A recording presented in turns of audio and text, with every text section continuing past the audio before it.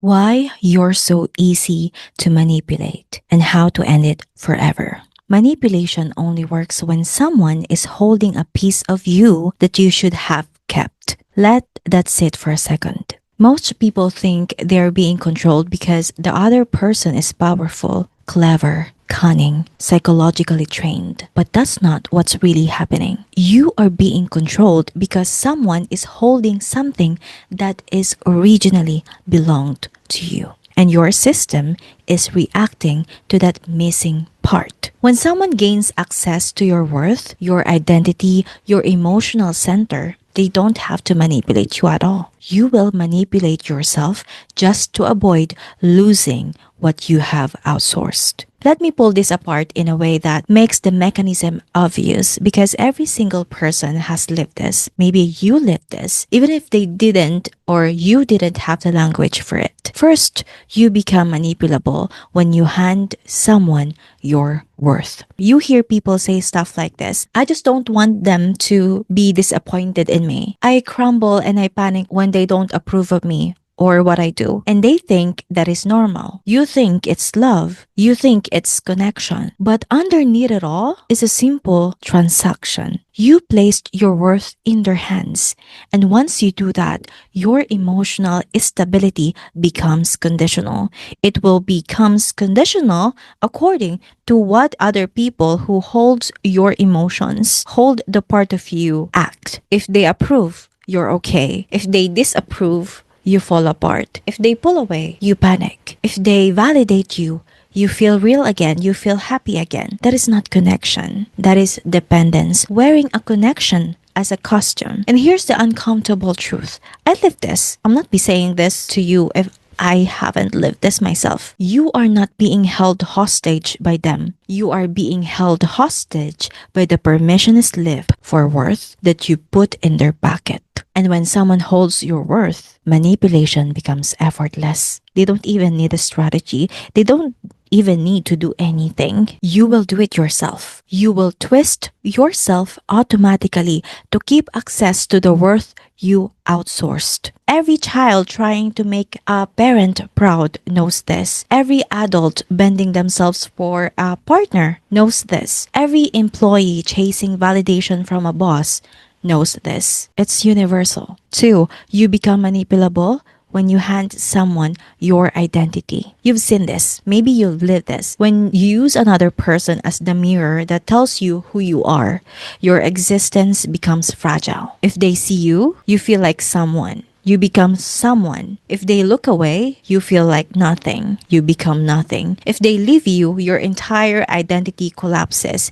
It feels romantic. It feels like you found the one. It looks intense on the surface, but it's actually identity outsourcing. And once another human becomes the container for your identity, they can redefine you anytime they want. They can erase you with silence. They can make you nothing by doing nothing. They can shrink you or inflate you with a single mood swing. And it doesn't matter if they're manipulative or not. Your own psyche will sabotage you, trying to keep that identity source alive. This is why breakups feels like death for so many people. They didn't just lose a person. They lost access to the identity they stored inside that human. 3rd, you become manipulable when you hand someone your emotional world. This one is the most dangerous. People say, I don't feel love if they don't love me. I can't feel safe unless they're here. I feel empty without them. What they're describing,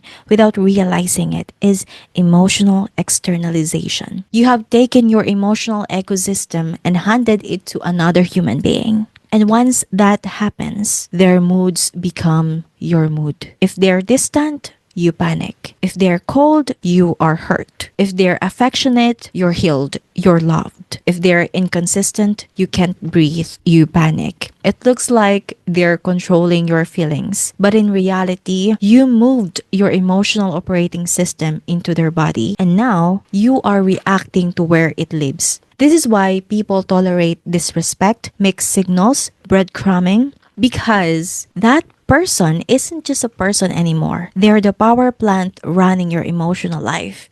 If they walk away, you feel like the lights went out. It feels like there's no electricity at all. You become lifeless. Manipulability is self-created through misplaced ownership. Here's the truth most people avoid. They aren't manipulating you. They are not manipulating you. They are manipulating what you gave them. Worth, identity, love, meaning, safety. These aren't accessories. These are internal components of a sovereign system.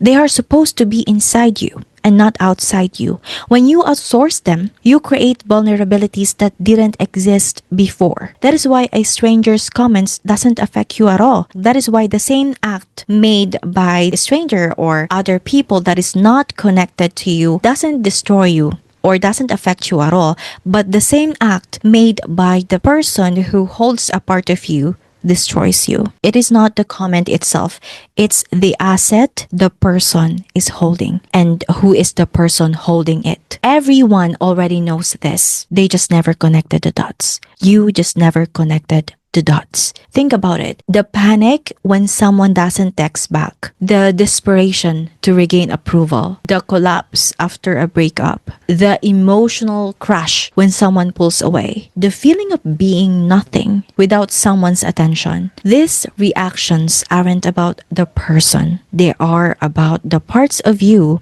that lived inside that person. When they shift, it feels like you are losing them, but you're actually losing access to pieces of yourself. If you want to change that reality, here's the shift that ends manipulability forever. Manipulation ends the moment you reclaim the internal assets you gave away. Not when they change, not when they apologize, not when they treat you better, but when you take back what belongs to you. Let me show you how that actually looks like. Your identity. You don't exist because someone sees you. You exist because you decided who you are. Your identity is an internal declaration, not a reflection in someone else's eyes. Your worth.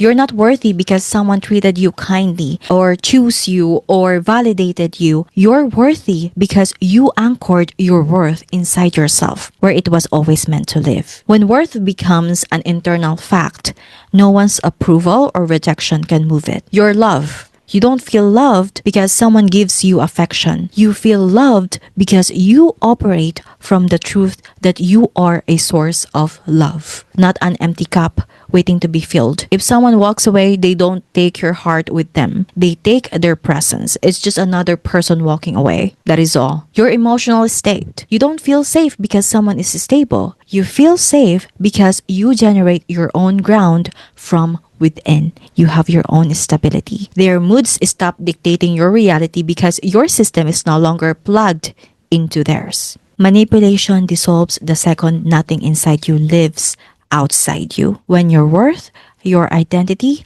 your emotional stability return to your possession, no one becomes a threat, no one becomes a savior, no one becomes a source. You go back to being you. People go back to being people and not power centers. They're just being another person, not your love, not your identity, not your worth, and not your power centers. And you return to sovereignty. Not because you built walls, not because you set boundaries, but because you reclaimed the pieces of yourself you never should have handed out. That is the moment no one can touch you. That is all. I hope this video gave you something real to reflect on and see yourself a little clearer today. If it did, I would like to read them in the comments. And once again, I'm Joanna Harris. Thank you so much for watching and see you guys in the next one. Bye!